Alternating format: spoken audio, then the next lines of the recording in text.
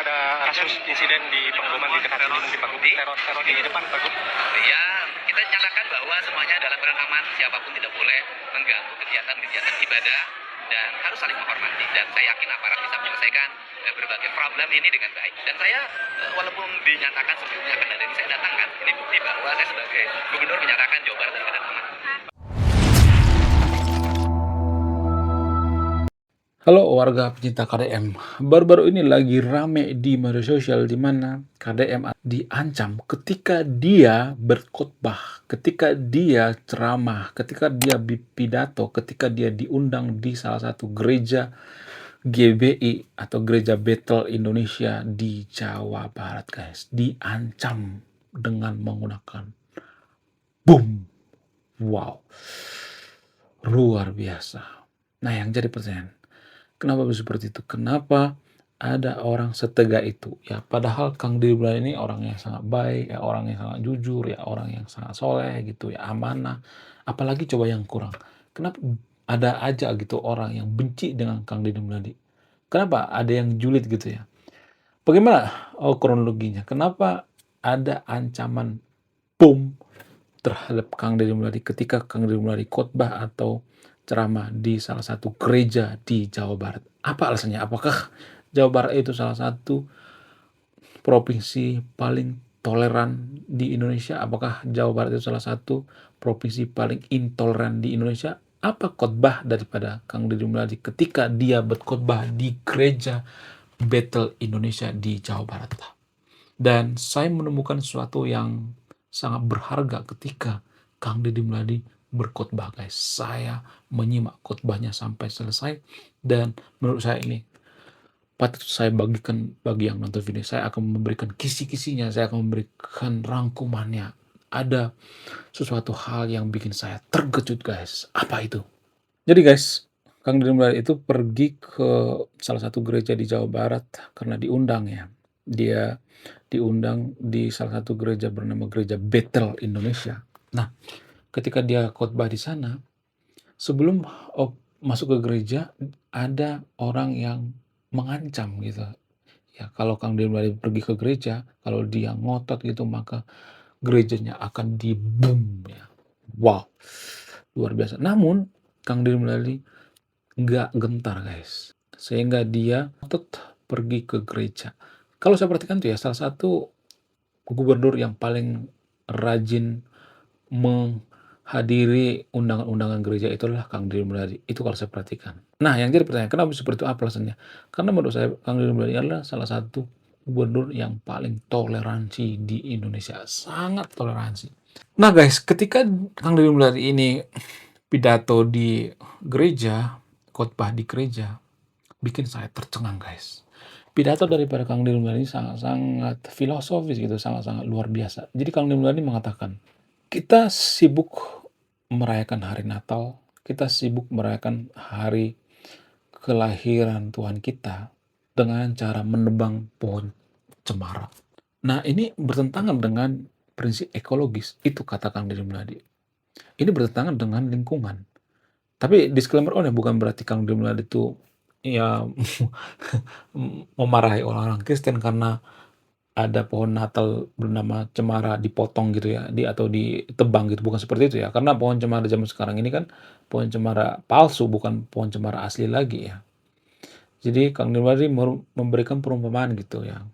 Kenapa kita harus menebang pohon cemara? Bukankah kita menjaga alam gitu?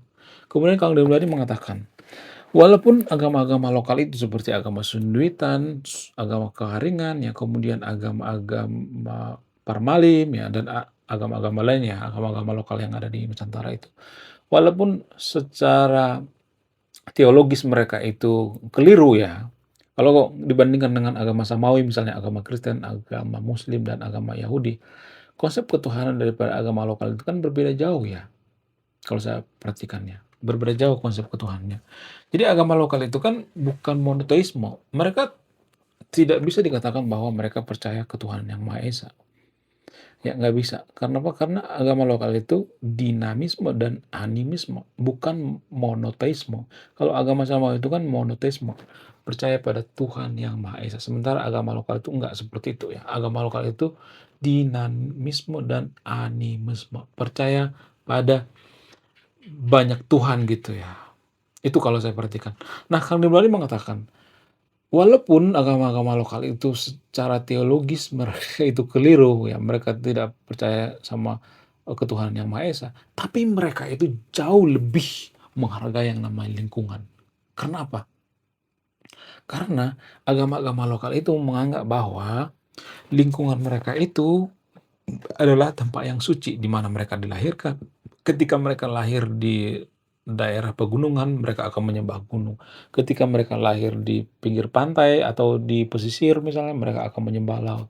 Ketika mereka lahirnya di tengah hutan misalnya, mereka akan menyembah hutan. Ketika mereka lahirnya di eh, jurang-jurang misalnya ya, atau di bukit-bukit misalnya, mereka akan menyembah yang namanya perbukitan. Nah, itu guys. Itu kata Kang Dimyati. Nah, apa makna daripada pidato daripada Kang Dimyati? Pidatonya ini sangat panjang sebenarnya, tapi ada makna yang sangat-sangat luar biasa yang saya petik. Apa itu? Kadang-kadang kita menyalahkan orang lain sesaat ya, terutama agama-agama impor ya, menyesatkan agama lokal. Kadang-kadang kita menyesatkan agama lokal, sementara kita tidak sadar bahwa agama lokal itu sangat menjaga yang namanya lingkungan, pohonnya. Jadi, walaupun agama lokal itu misalnya nih ya, ngasih sesajen ke hutan misalnya, ya banyak orang Konoha mengatakan bahwa, "Oh itu kan sesat, oh itu kan berhala, oh itu kan nggak bagus." Ya bener, itu kan berhala ya, nggak boleh ya sebenarnya dalam agama Samawi atau agama Islam atau agama Kristen ya. Tapi kan tujuan mereka itu ada semacam peraturan tidak tertulis gitu ya, undang-undang tidak tertulis.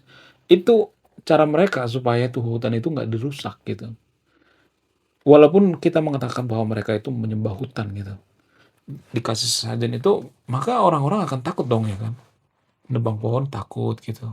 Itu sebenarnya semacam, teknik atau rahasia gitu atau lokal jenius gitu ya, strategi supaya orang tidak menggunduli hutan gitu.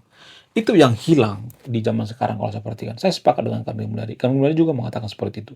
Itu yang hilang di zaman sekarang ini. Rasional enggak, mistik enggak gitu. Jadi kita ngata-ngatain mistik, tapi rasional juga enggak. Jadi kehidupan itu adalah bangsa yang barbar gitu. Saya sepakat dengan apa yang dikatakan Kang Imran. Saya sependapat gitu, sepikiran gitu, sepemahaman gitu. Pola pikir saya dengan Kang Imran itu ya sama ya kalau masalah lingkungan ya, kalau saya perhatikan ya. Jadi saya membantu gitu. Apa yang dimaksud oleh Kang Dimyati di video ini, saya membantu gitu ya. Saya memberikan value gitu, saya memberikan nilai bagi teman-teman yang untuk video ini ya. Mohonlah ya, saya tidak menggurui ya. Saya mengajak yang untuk video untuk supaya jangan menyesatkan agama-agama lokal gitu, nggak boleh ya. Nggak boleh mengatakan bahwa agama lokal itu musyrik gitu ya, masuk neraka gitu. Kalau masalah surga dan neraka itu kan hak prerogatif Tuhan ya. Kita tidak bisa menjudge seseorang itu masuk surga karena kita juga nggak jamin masuk surga kan, ya nggak sih? Walaupun rajin ibadah, guling-guling tiap hari gitu, nggak jaminan masuk surga. Jadi itu yang saya tangkap dari para Kang Dimyati. Kemudian Kang Dimyati mengatakan, kebetulan orang-orang Kristen yang di sana itu adalah mayoritas orang Batak ya. Lalu Kang Dimyati mengatakan, saya selalu dengan orang Batak karena orang Batak itu punya marga. Jadi sampai kiamat pun orang Batak itu pasti ada karena ada marganya. Sementara orang Jawa Barat itu nggak punya marga, lalu mudah kehilangan jati diri. Orang Batak itu di mana-mana mereka ngumpul sama orang Batak. Ya, adat istiadatnya ketat gitu ya. Sehingga orang-orang Batak itu punya istilah hutan adat. Jadi kalau Anda jeli, kalau Anda perhatikan orang-orang Batak itu punya hutan adat, guys. Kenapa mereka punya hutan adat? Karena mereka masih kental dengan nilai adat istiadat mereka. Ya, sehingga hutan adat ini nggak bisa diganggu. Kalau misalnya ada orang misalnya nih ya, merubah hutan adat menjadi food estate misalnya, atau merubah menjadi tanaman-tanaman misalnya, maka akan dimarahin gitu. Karena apa? Karena itu akan menjaga stabilitas ekologis. Itu yang saya salut dengan ya, adat orang Batak. Di di Tanah Batak pernah tuh ya, di daerah Sumatera Utara sana, di dekat Danau Toba itu, pernah terjadi ya permasalahan antara bupati dengan masyarakat lokal. Karena bupati saat itu pengen membangun yang namanya food estate, ya. Nah, korbannya apa? Hutan, ya terutama hutan adat. Hutan adat dibabat, lalu masyarakat di sana itu mereka menangis gitu ya. Kenapa hutan mereka dibabat, ya dirusak. Mereka menangis, lalu mereka ya tidak memberikan izin gitu. Lalu ya nggak dikasih izin dan nggak jadi gitu ya. Nggak jadi pengalihan fungsi hutan. Tapi kalau saya perhatikan di Jawa Barat ya, mohon maaf ya, nggak semua yang supaya. Kalau saya perhatikan di Jawa Barat itu ya rata-rata mereka itu nggak terlalu peduli lagi dengan lingkungan ya. Walaupun orang Sunda itu aslinya orang yang sangat peduli dengan lingkungan, tapi kalau saya perhatikan itu nggak terlalu peduli lagi. Karena apa? Karena kehilangan jati diri ya. Ya, kita sudah ngata-ngatain bahwa nenek moyang kita itu musyrik, nenek moyang kita itu berhala, ya. Kemudian kita ngata-ngatain sesajen, sehingga apa? Sehingga kita nggak mistis enggak gitu ya, rasional enggak gitu. Jadi kehilangan jati diri ya, sama seperti yang dikatakan Kang Dimulai di eh, Gunung Padang ya. Di situs Gunung Padang Kang Dimulai mengatakan orang-orang yang mengangkat batu ini ke bukit itu bukan jin gitu. Bukan tuyul atau bukan setan atau bukan hantu, tapi manusia.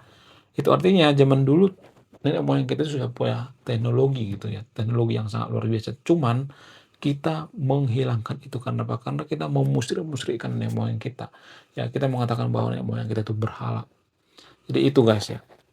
Kemudian bagaimana dengan pengancaman bom yang ada di acara Kang Deddy Mulyadi ini ya?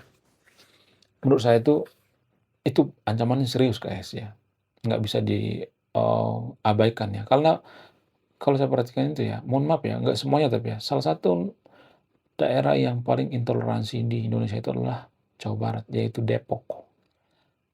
Kota paling intoleransi nomor 2 apa nomor 3 ya di Indonesia, Depok guys. Jadi itu artinya bahwa Jawa Barat itu juga salah satu ya daerah yang kurang toleransi kalau saya perhatikannya. Jadi mohon maaf ya bagi yang nonton videonya, bagi teman-teman orang Sunda ya. Ini PR kita gitu ya. Kalau masalah masuk surga atau tidaknya itu kan bukan hak kita, itu kan hak prerogatif Tuhan gitu. Apa salahnya gitu ya? Kita memberikan izin membangun rumah ibadah gitu. Nah, ini juga yang disinggung oleh Kang Deddy Mulyadi. Kang Deddy Mulyadi mengatakan, kenapa zaman sekarang ini susah memberikan izin gitu ya? Kalau misalnya ada orang bangun rumah ibadah gitu ya, kita mempersulit izinnya gitu. Apa alasannya? Alasannya itu karena takut gitu. Jadi Kang Deddy Mulyadi mengatakan, karya mengatakan bahwa pemuka-pemuka agama zaman sekarang ini takut gitu, takut kehilangan umat gitu ya. Baik agama mayoritas maupun minoritas. Agama mayoritas itu sengaja mempersulit pembangunan rumah ibadah itu karena mereka takut kehilangan umat gitu. Minoritas juga seperti itu ya. Mereka juga takut kehilangan umat gitu. Jadi ada semacam ketakutan gitu. Itu yang dijelaskan oleh Kang Deddy Mulyadi ya. Bagaimana menurut kalian? Apakah Kang Deddy Mulyadi ini akan cocok jadi presiden nanti? Apakah dia akan dijegal gitu? Apakah dia akan dihabisi gitu? Jadi mari kita kawal Kang Deddy Mulyadi. Biar apa? Biar ada tumbuh tokoh politik seperti Kang Deddy Mulyadi ya. Saya pengen yang nonton video ini jadi the next KDM ya. Oke? Sekian video ini ya. Sebelum saya tutup video ini saya akan memberikan pantun guys. Jalan-jalan ke Lembur Pakuan. Siangnya beli gorengan. Jangan ngaku fans KDM kalau masih intoleransi. Sekian video ini. Salam toleransi. Bye-bye.